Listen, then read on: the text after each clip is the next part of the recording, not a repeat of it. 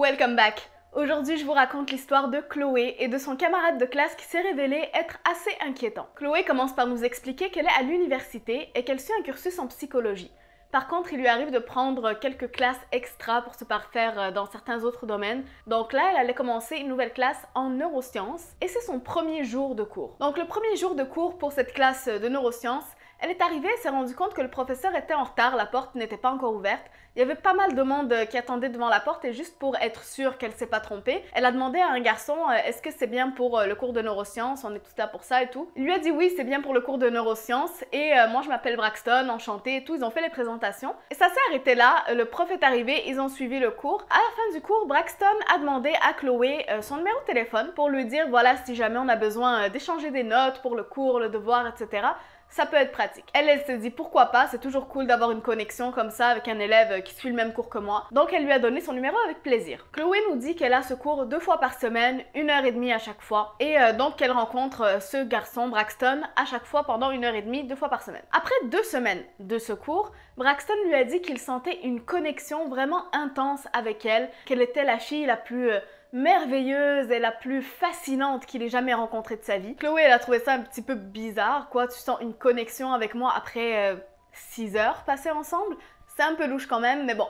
Elle a pas voulu être mal polie, donc elle a juste dit merci beaucoup pour dire genre merci pour les compliments. Et elle a ignoré la partie genre je sens une connexion avec toi. La semaine d'après, il lui a envoyé un message texte et lui a demandé de nulle part, est-ce que tu as de l'anxiété? Donc elle était très surprise, mais elle lui a dit oui, pourquoi? Pourquoi tu veux savoir ça? Il lui a dit qu'il avait senti ça chez elle et il a voulu genre creuser un petit peu plus. Elle lui a dit que oui, genre elle est parfois mal à l'aise dans les foules, etc. Elle peut se sentir un peu anxieuse, mais voilà qu'elle gère ça, il n'y a pas de problème, elle arrive à s'en sortir. Et lui, il a commencé à pousser un petit peu plus là-dedans. Il lui a dit si jamais tu te sens paniqué dans une foule ou quelque chose, ben tu peux me le dire, je vais t'emmener dans un endroit désert, je connais des coins où on sera vraiment tout seul, tu vas pouvoir te calmer et tout.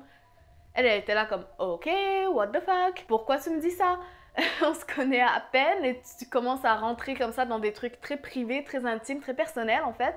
Mais bon, et encore une fois, elle a pas voulu être mal polie ou lui faire genre être rude, tu vois, genre lui faire de la peine ou quelque chose. Donc elle lui a dit juste ok, merci beaucoup, mais c'est bon, ça va, je gère. Elle est gentille, hein, Chloé. La semaine d'après, après la fin de leur cours de neurosciences, elle lui a dit genre au revoir comme d'habitude et elle allait prendre son chemin vers son prochain cours. D'habitude, lui aussi prend son chemin vers son prochain cours, ils se séparent et ils se revoient quelques jours plus tard quand ils ont encore le cours en commun. Mais là, il n'a pas voulu partir de son côté, il a commencé à marcher à côté d'elle. Elle lui a dit c'est bon, tu peux partir à ton cours, il n'y a pas de problème. Il lui a dit non, moi je veux rester là, je sais que t'as peur des gens, t'as besoin que je te protège et tout, donc je reste là avec toi, t'inquiète, je vais te conduire jusqu'à ton cours de maths. Sauf que là, Chloé, elle s'est dit mais je t'ai jamais dit que j'avais cours de maths, comment tu sais que j'ai un cours de maths après mon cours de neurosciences? Et là le mec fait genre oh t'inquiète, genre il répond pas à sa question directement. Chloé elle veut pas trop pousser parce que là bon elle a déjà la tête dans les maths, elle veut juste aller à son cours et tout. Elle trouve ça louche un petit peu parce qu'elle lui a jamais dit en fait quel était son horaire, elle lui a jamais dit qu'elle avait cours de maths après ce cours là. Comment est-ce qu'il a su quel cours elle avait, comment est-ce qu'il a su où elle devait se rendre par la suite, c'est un petit peu creepy quand même, genre c'est un peu louche. Mais bon, encore une fois, Chloé, elle a dit ok, c'est pas grave, et elle a marché jusqu'à son cours de maths et elle s'est dit bon, peut-être qu'il essayait juste d'être gentleman, d'être gentil et tout, bon, ça part d'une bonne intention quoi. Sauf que là, elle finit son cours de maths et devinez qui l'attend à la sortie. Braxton. Il l'accueille avec un grand sourire et lui dit allez maintenant, je t'accompagne à ton cours d'anglais. Ok.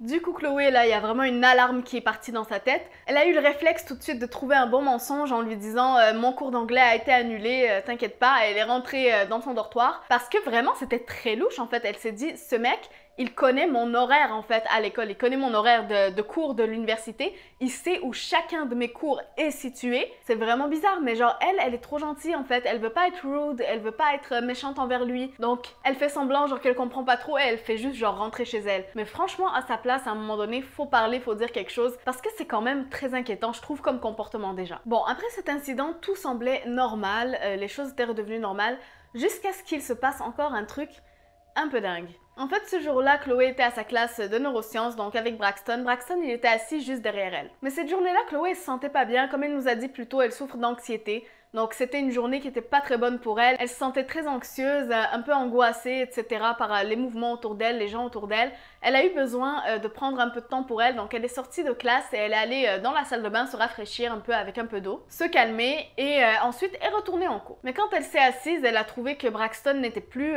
sur sa chaise, sur sa place habituelle derrière elle. Elle n'a pas pensé plus que ça, elle s'est assise et quelques minutes plus tard, Braxton est revenu en classe lui aussi, a repris donc sa place derrière elle et écoutez bien, il s'est penché derrière elle pour chuchoter dans son oreille.